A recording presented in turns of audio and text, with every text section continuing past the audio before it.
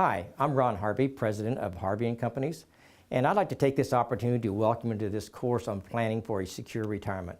And in this video, we're going to begin by looking at some of the more common challenges that you will face when trying to build your secure retirement savings plan. So with that, we're just going to kind of jump right into this course. However, before I do that, I just want to take a few minutes to share with you briefly a little bit about who I am so that you'll know who you're listening to.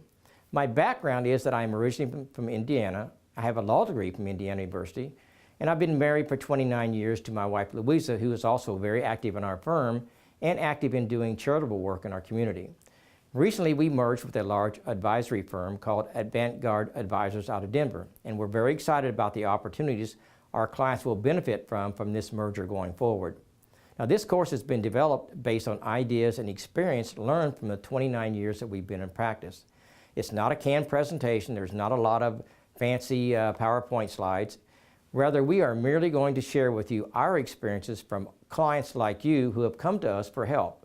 And for the most part, the problems presented to us have been very similar in nature. So let's just get started so that we can discuss each one of these problems in length. So let's start by discussing some of the retirement hazards that our clients face. And we've learned to appreciate over the years that with our clients in their 50s, 60s, and 70s, that we've learned to appreciate having some of their portfolio invested in somewhere where they cannot lose their money. In other words, safe investments, okay? And we're talking about CDs, bonds, money markets, and some fixed index annuities, okay? Some place where if the market crashes and it drops 20% today, they get up tomorrow morning and their money's still there. If they have a $100,000 CD, they still have $100,000 in their account. That's very important to our clients who cannot afford the risk of the market. However, there's some issues with some of these safe investments. For example, CDs today have some issues as far as whether or not you want to invest a lot of your money, your retirement portfolio, into them, okay? And when I'm doing seminars and I'm asking clients, what are the problems with CDs today? The number one issue that they point out is the interest rates are too low, okay? So it's not uncommon for them to say that a 5-year CD is paying something less than 1%. Okay, so that's the number one issue. The number two issue is they point out is that they're not liquid enough, okay? If you have a 5-year CD, your money has to be in there for 5 years. If you take it out a day before it matures, then you're going to have a penalty. And worse yet, if you have a 5-year CD and then you leave the country for a while that matures and you don't tell the bank ahead of time that you do not want to roll that CD over, then what happens? It gets rolled over for another 5 years, which brings up our next issue. If your money is being in that CD now for 10 years and it's earning 1% and inflation is at 3%, at the end of that 10 years, you've lost 30% of your purchasing power. So if you're on a fixed income basis in retirement, the loss of that purchasing power can be hazardous to your current standard of living. Okay, so once we allocate a portion of a portfolio into fixed income, whether that be fixed index annuities or bonds, CDs, whatever, the remaining portion of our portfolio will be invested in something else. Okay, and what we typically see from our clients when they come in to see us is their portfolio is invested in some type of stocks or mutual funds or variable annuities, and what we see when they come in here is that their portfolio typically is going to be invested in such a way that it's very, very aggressive, okay? It's not unusual to see somebody who's 60 years of age come in and see us and all of their money is invested in the market, okay? And so it's invested in a way that's way too aggressive, so if something happens to the market and it's not a question of if, it's only a question of when, then that client is going to suffer a lot of loss in his retirement portfolio at a time in his life when he does not have the time to catch up. And so there's a lot of risk there. And another thing that we see in these type of portfolios is there's way too much in the way of expenses. Expenses, by the way, that the client normally is not aware of because it's not properly disclosed to him. And so what we're going to do is we're going to take a look at an investment product called a variable annuity that has both of these hazards in the same product. It has too much risk in it, and it has way too much in the way of expenses to illustrate just how a product like this can inhibit your ability to provide for a secure retirement savings plan. Okay, but before we get into the illustration of a variable annuity and that has both of these hazards, common hazards, of high expenses and high risk, let's just step it back a second and look at the goals that most of our clients have when saving for a secure retirement plan. And the number one goal, I think, is that they want to save enough money to live in retirement to protect their current standard of living. And the number two goal is they want to reduce the risk in their investment plan to protect against market losses. And you'll see an example of that in the illustration. And don't jeopardize their current standard of living, as I just had said before. And number three is they want a reasonable rate of return in their portfolio, at least over and above inflation. And the last thing, which is really very important, is reduce the expenses in the portfolio, which in turn will increase their return by that same amount. I'd like to point out to the attendees in our seminars that for every 1% of expenses they have, it will reduce their return by 1%. Likewise, for every 1% of expenses that we can squeeze out of that portfolio, we will actually increase their returns by 1%. So with that, the challenges in overcoming these problems can include, but are not limited to, the following. Most of the time when clients come to see us, there's way too much risk in their portfolios, and this risk can decimate retirement savings at a time in life when these people can least afford it, especially if they're in their 50s, 60s, 70s, etc. And the second thing that we see in portfolios of clients that come to see us is there's normally way too much in the way of expenses in the portfolio that will also reduce investment returns and minimize retirement savings. And the third thing we see is inflation. Inflation risk that can inhibit portfolio returns also, because if you're in a portfolio that's too conservative and it's not even making returns equal to inflationary rate, then of course you're going to be going backwards. So that's what we call inflationary risk and must be addressed.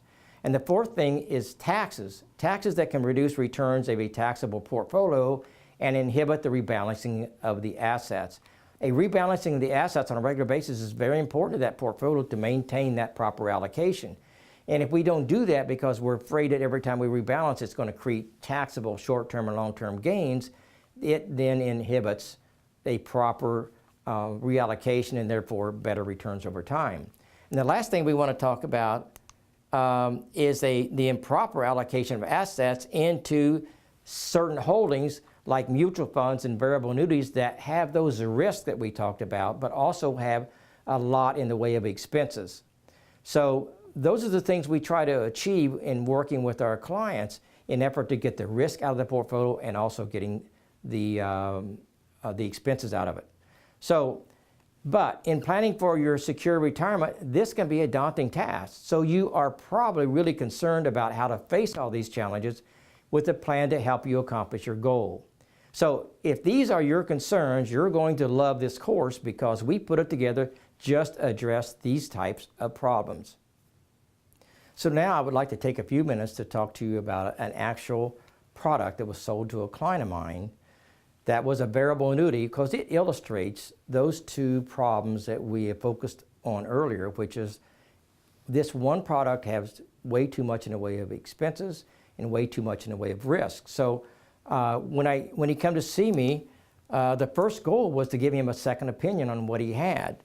And when we did this, we got into it, we noticed the problem was that he had a variable annuity. And he bought it in 2006.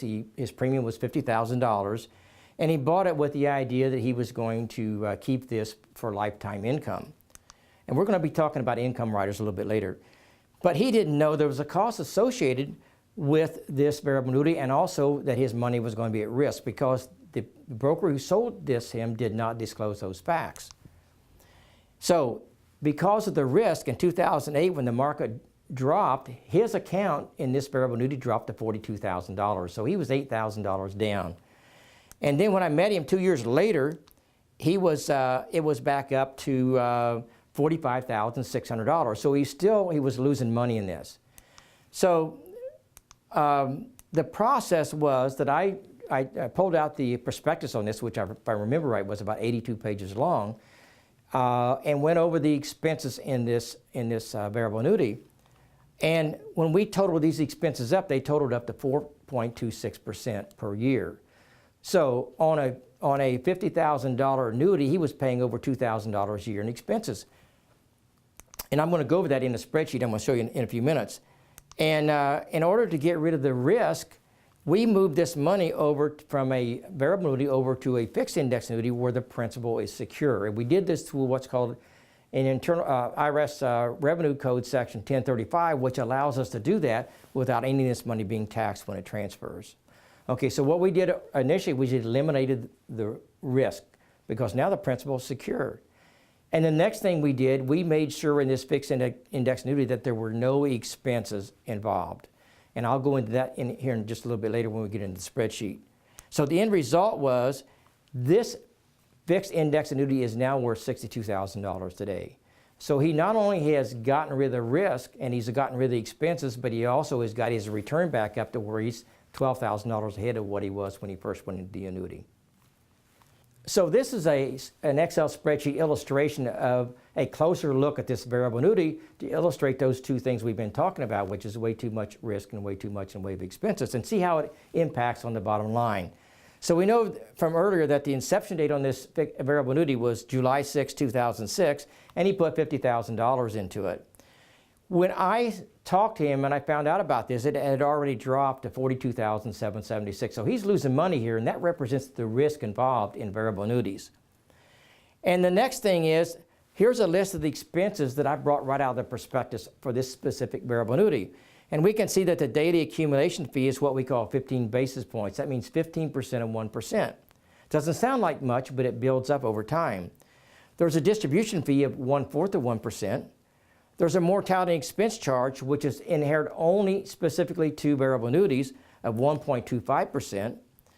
There's a principal plus for life additional rider of 0.5%, 55 basis points, like 55% of 1%. And we're going to talk about this specific benefit a little bit later. The mutual fund companies themselves, because this money is invested in mutual funds, they're charging 1.06% on average because the money's invested in mutual funds and they charge to manage these funds. And on top of that, there's something that we call a bid-ask spread cost. So, for example, this is the cost of the trading inside the mutual fund. If I were to call my broker and call him Bill and say, Bill, I want to buy 100 shares of Microsoft. And Bill might say, yay, Ron, yeah, that's 100 shares. It's selling for $50 a share and the commission is $25. And I might say, great, I'll buy it. But if I call him back 5 minutes later and say, hey, Bill, it's Ron again. I don't know what I was thinking when I called you a little bit ago. I really didn't want to buy 100 shares of Microsoft. I wanted to sell 100 shares of Microsoft. And then Bill might say to me, well, great, Ron, I'll buy them back from you for $49.50. Well, that difference is the bid-ask spread cost, that 50 cents. And so, in fact, if your money's invested in a mutual fund inside of a variable annuity, there's a lot of trading going on. And every time there's a stock that sells inside of a fund and a stock that's bought back, there's a bid-ask spread cost charged against that net asset value every time. So if a portfolio is turning over 100% and there's 100 stocks in there, you're talking about 200 buys and sells, all adding up to cost. And that cost is netted out of the return. You don't see it, okay? And if the mutual fund that you're invested in is investing in large companies, that cost is kind of small. But if you have a fund that's invested in smaller stocks, that cost can be very expensive. As Charles Ellis has noted in his book called Winning the Loser's Game, that cost can be as much as 4 or 5%. Each trade, okay? So we want to try to avoid these expenses, okay? So our recommendation to him then, well, if you look back here a second here, look at his annual cost was $1,942.56. He had been in it for 4 years, so his costs already were $7,700. And if he stayed in it for 10 years in the contract, it would be $19,425 in total cost to be in this product, when he only put $50,000 into it. So the cost is approaching 50% of the value of the investment. So when I pointed this out to him and his wife, they just got livid because they had not been told any of this. So what we're able to do was we're able to move this money out of this variable annuity, like I said earlier, and over into a fixed index annuity where now there was no loss of principal possible because that principal is guaranteed and all the expenses have been wiped out of it. So right now, this fixed index annuity that he has is now worth $62,000. So let's take a few minutes to go into that income rider we talked about before as to the math behind it, how it works, so I can illustrate to you that this is not necessarily something that you want, okay? Now, the income rider is, if you've purchased an annuity before, whether it's a variable annuity or a fixed index annuity, it's that benefit that agents like to tell you or appeal to your emotions that this product has a benefit that will pay you for life money that you cannot outlive. And it's an emotional appeal because that's kind of hard to say no to. But what they don't do is they don't tell you about the expenses behind this product. And they also deceive you to some extent when they will tell you something like this: I have a product that will guarantee you a 7 or 8% rate of return. Now, most of us should understand that in today's interest rate environment, there's nothing out there that's going to pay you a 7% rate of return. And yet, this is what they tell people all the time. Guaranteed product that has a 7% guaranteed rate of return, and it will provide money that you can never outlive in retirement. It's a very popular appeal that's hard to say no to, like I said before. So I'm going to show you how this really works, okay? Let's take annuity. It doesn't make a difference whether it's variable or fixed, and we put $100,000 in there. And every annuity that has an income rider is made up of two parts. The first part up here is the account value, and this is where your actual money is invested, okay? This is where your money is. And over here they have something called an income value. Now understand, there's no money in this at all. But this is the part where some agent will tell you that it has a guaranteed income of 7%. And he'll draw a line maybe up there like that. And clients actually come in to see me and say, I've got this annuity I don't want to get rid of because I'm earning 7% rate of return. That is a misconception, and it's not true. So in a variable annuity, your money over here is subject to market risk, as we talked before. You could actually lose this money over here, okay? In a fixed index annuity, this money is preserved. You cannot lose your principal here. Over here, this income value is going to go up at a specified rate of return every year. Now, even though the agent has called this, and it's at 7%, even though the agent has called this a return, guaranteed return, it's not. It's in fact called an annual step-up. Because what the insurance company is trying to do here is reach some value later on down here that they can use to calculate what the lifetime income is going to be. So if with $100,000 here, and if the step-up is guaranteed to be 7%, we know this value in 10 years, because of the rule of 72, is going to be $200,000. The value over here, if it's a variable annuity, is going to be whatever the market will give this account. If it's a fixed index annuity, it's going to be some return here based on the fact that this money is going to track an index and not actually be invested in it. But the real kicker is it's not going to give you a 7% rate of return on your money over here, because the return on this side of the this account value is going to be based on certain caps or participation rates that inhibit the amount of money you can earn here. For example, in today's interest rate environment, the cap on this side here might be 3% a year. So what that means is the most you can earn over here is 3% in any 1 year. Or it may have a participation rate that says there's no cap, but if the market's up 12%, you can only participate in 20% of that growth. 20% of growth on 12% is going to be 2.4%.